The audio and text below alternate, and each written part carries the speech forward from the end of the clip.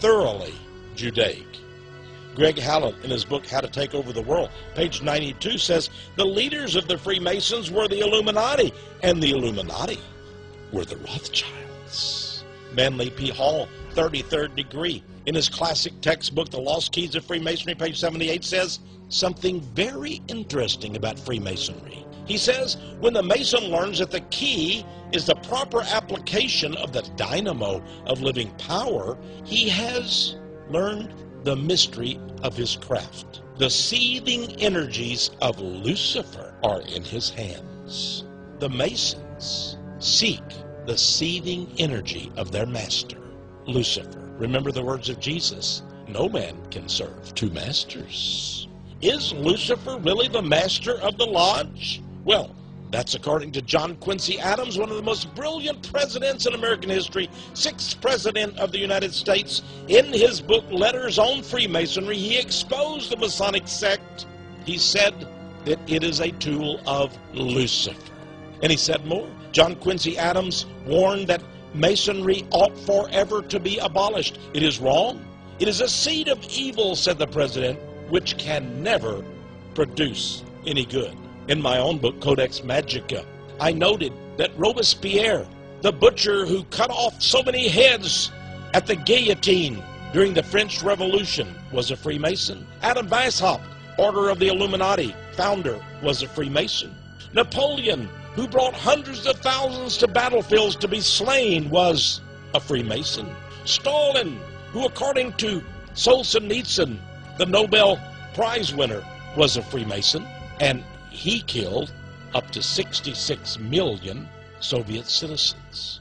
Mussolini, the Italian dictator, was a Freemason. Truman, who exploded 2 atomic bombs and perhaps unnecessarily killed tens of thousands of Japanese, was a Freemason, as was Roosevelt. Ariel Sharon, called the Butcher of Lebanon, was a Freemason. Bill Clinton, of Monica Lewinsky fame, was a Freemason. Fidel Castro, who tortured so many and put so many innocent people into jail cells in Cuba, a Freemason. I might add, Prime Minister Netanyahu of Israel, yes, a Mason. Barack Obama, a Mason. And no doubt, the Antichrist himself will be a Freemason. Now, we see that Barack Obama is a Freemason. How did he become a member of a lodge? Who chose him? Is Freemasonry, in fact, a Jewish sect? Well, we have found out that is exactly the case. And again, we are faced with the mystery. We already know then, he's a Mason. He practices Jewish ritual, Jewish religion through Freemasonry. Yes, we're finding out a lot about Barack Obama. But we need to go backward in time to his roots, to his beginnings, to search the pages of histories for more about this man, if he is to lead America into a communist realm or commonwealth.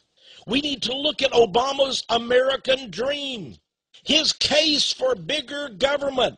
We know that as a senator, he introduced legislation called the Global Poverty Act. It's already been passed by the House of Representatives, that would redistribute the wealth of middle class and other Americans to those of foreign lands. But let's go back to the time of the campaign in 2008 when he was running for president. And I'd like to introduce you to some of the leaders in major American cities of Obama's presidential campaign. We go to Houston, Texas first. The Obama campaign was conducted from a giant warehouse building, and here's the director. There she is, sitting, working at the desk, calling people, reminding them to go out and vote for Barack Obama. You'll notice that she has a picture of Obama on her desk, a couple of them, in fact, and on her wall is hanging a flag of the United States, but more than that, a great poster and flag of Che Guevara, the Cuban revolutionary terrorist and murderer. That's right. This was found out during a visit by Fox Television News. Here's another campaign office of Barack Obama. Notice the person hard at work consulting on the campaign. And behind her on the wall, what is it? Yes, the Cuban communist flag and the image of Che Guevara, the Cuban revolutionary who died down in South America conducting, what else? A revolution. And yet another campaign office and another poster of Che Guevara on a red background. wearing his communist beret with a red star on it. And what is next to him on the wall? Well, Barack Obama with his message of hope. What is that hope? For a regime led by a communist like Che Guevara? Obviously so. We look at some of the people that Barack Obama has appointed to high office. There's Eric Holder, the Attorney General of the United States. He says we must limit the rights of free speech on the internet. In a communist and socialist dictatorship, of course, many people will be on the government dole. And as the Wall Street Journal has said in a recent article, the numbers on welfare under Obama have seen a sharp increase. CNN Headline News, Glenn Beck, who is now with Fox News Network, said of Obama, quote, "This guy really is a Marxist." Across the nation in the year 2009, many people had what they call tea parties, demonstrations against the taxing and the socialist system that is being fostered by Barack Obama and his communist lieutenants. This man carried this poster with, of course, the Soviet hammer and sickle image and the image of Obama and the old saying that is attributed, right or wrong, to Vladimir Lenin and the communists, from each according to his ability, to each according to his need. Newsweek, which seems to have had a love affair with Barack Obama, on its cover simply said, "We are all socialists now." In his book, The Audacity of Hope, Thoughts on Reclaiming the American Dream, Barack Obama himself talked about a system which seems to be suspiciously socialist communist. But on the other hand, those who trust and believe in Obama say that is indeed our hope. Our hope? Communism? Could that be? Forward, on, charge ahead, says the Obama Brigade. We need change, read the posters. But some say, what kind of change? Revolution? The kind that Che Guevara and Fidel Castro offered? And then comes from the internet again, someone put out that same image. It keeps popping up everywhere of Obama. But this time, rather than dream or hope, it says, obey.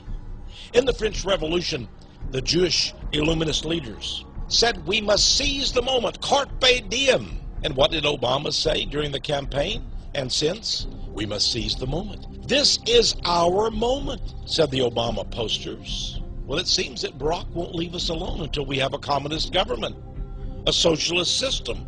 Well, Michelle Obama herself seemed to indicate that when she cried out in a campaign speech, if he is elected, Barack will never allow you to go back to your lives as usual. No wonder Time magazine had this cover of Michelle Obama entitled The Meaning of Michelle. Is that the meaning of Michelle Obama? This is an interesting photo back in 1996 in the New Yorker magazine of Barack Obama looking very austere.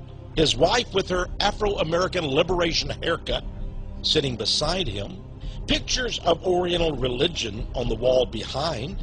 Look closely to Obama's right. On the table, do you see it? The totem, the idol of a hideous African horned devil god, a god of witchcraft. Is this the dark and sinister god of black liberation theology, worshipped behind closed doors by Barack and Michelle Obama? In fact, there have been many rumors and stories of witchcraft in the White House, African tribal religion, Santeria. Remember that Hugo Chavez, the socialist president of Venezuela, called Obama his comrade. He says that Obama is more left-wing than any president he has ever known. In the state of Washington, they have erected, that's right, some Freemasons got together evidently, and they erected a statue of Vladimir Lenin in America, in Washington state. Vladimir Lenin had a deputy named Leon Trotsky. He came from New York. His real name was Leon Bronstein, but he became one of the biggest, bloodiest butchers in the history of the world as he and Stalin and Lenin led the communist revolution in Russia beginning in 1917. But he also said, Trotsky did in one of his books, that the communists would someday come to America, but not exactly the same way. He said, quote, we Bolsheviks, that's the communists, will bring the revolution to Europe as well as to America. It will come, wrote Trotsky, systematically, step by step. Is this also Obama's plan?